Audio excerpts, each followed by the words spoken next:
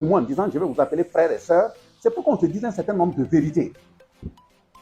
Nous, Burkinabés, il y a certains de nos frères, notre comportement n'est pas bon. Notre comportement n'est pas bon. Quand je prends le cas de Djibo, je ne vais pas rentrer dans les détails, tel que l'intervention a eu lieu, tel que les gens sont descendus sur Djibo, il y a eu des informations que l'ennemi a eues. Qui leur a donné ces informations? Parce que si on dit, par jour, nous, on n'a pas assez de moyens.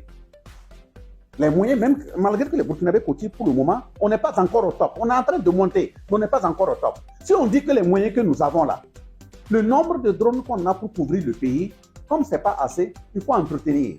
Ça peut pas, si ça ne peut pas rouler 24 heures sur 24, et qu'on programme, bon, ça va rouler chaque jour de 10h à 13h. 10h à 13h. C'est un exemple que je donne. Je ne vais pas donner les vraies réalités parce que les murs ont des oreilles.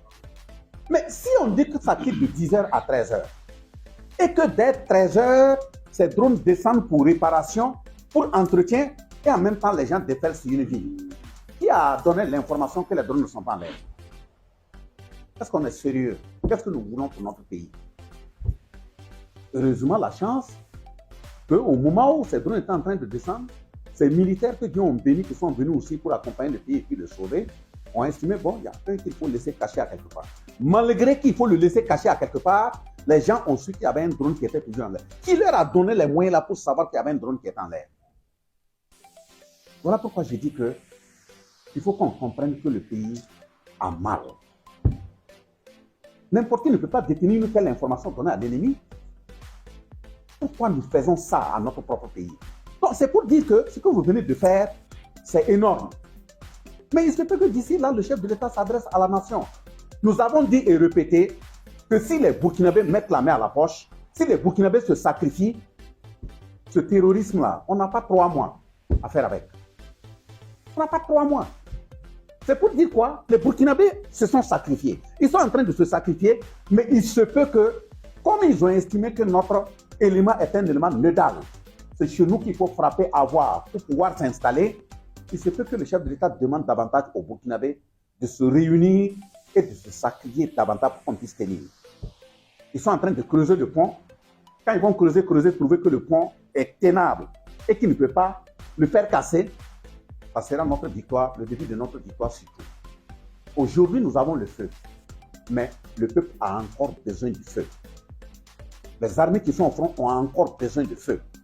Donc, on peut dire, si on dit seulement qu'on a 7 milliards, c'est comme si c'était posé. Non, ça sort. On a la chance qu'aujourd'hui, il y a des gens, quand nous faisons des commandes là, à moins de quelques moments, les commandes rentrent. Ceux auxquels on commandait et puis bloquaient nos armes là, on a mis notre vie en sacrifice, on les a mis de côté. Nous commandons avec ceux qui peuvent nous livrer les armes pour combattre. Donc, il faut que le peuple comprenne et nous accompagne. Quand on va aux Nations Unies et qu'on a le courage de tenir un discours au monde entier, c'est qu'on est parti, pas forcément pour revenir. Quand on revient ou pas là, il y a des enfants dans le pays qui vont continuer le travail. Toutes les missions qu'on fait aujourd'hui là, c'est comme ça. Parce que tu fais des calculs en disant qu'on t'a envoyé en mission au nom du pays. Toi, tu t'envoies, tu es sûr de revenir, tu ne feras pas ton travail. Ceux qui sont en face là, ce n'est pas des enfants de cœur. Ce n'est pas des enfants de cœur. Vous avez vu ça, peut-être même d'ici là, ça va commencer à circuler sur les réseaux. Ils disent quoi? S'ils n'arrivent pas à prendre une ville en mai d'ici janvier, il faut tout faire cibler les cortèges ministériels. Il faut que des ministres tombent. Mais pour que cibler un cortège ministériel, il faudrait qu'il y ait quelqu'un à l'intérieur qui dise que le ministre là, il a telle mission, il doit se déplacer, il doit prendre telle route. Il donne cette information à l'ennemi. C'est une façon de dire quoi? Donc on n'a qu'à rester cloîtré à Ouagadougou, ne pas regarder nos frères qui souffrent dans les régions, ne pas nous déplacer. Nous allons nous déplacer. C'est advienne que pourra. Voilà pourquoi nous disons aussi, il ne faudrait pas seulement compter sur un seul morceau, dire que les morceaux sont bons et les laisser eux seuls. Il faut que le gouvernement soit accompagné. Si le gouvernement n'est pas accompagné, si vous dormez, ce n'est pas qu'on va nous enlever emprisonnés. Il y aura des exécutions. Ce n'est pas des enfants de cœur. Mais le Burkina Faso a démarré, il est sur la bonne voie. En toute sincérité, il est sur la bonne voie. Et il est sur la bonne voie parce qu'il y a un certain type de morceaux au niveau des responsables administratifs, à tous les niveaux, qui ont décidé de dire nous mettons notre vie dans la balance pour que le pays puisse tenir. Ce n'est pas des choix faciles. Mais ce sont des choix à assumer. Nous, on est là. On n'attend pas forcément que demain, on va dire quand on aura la victoire, nous serons en vie. Ce n'est pas ça qui nous préoccupe.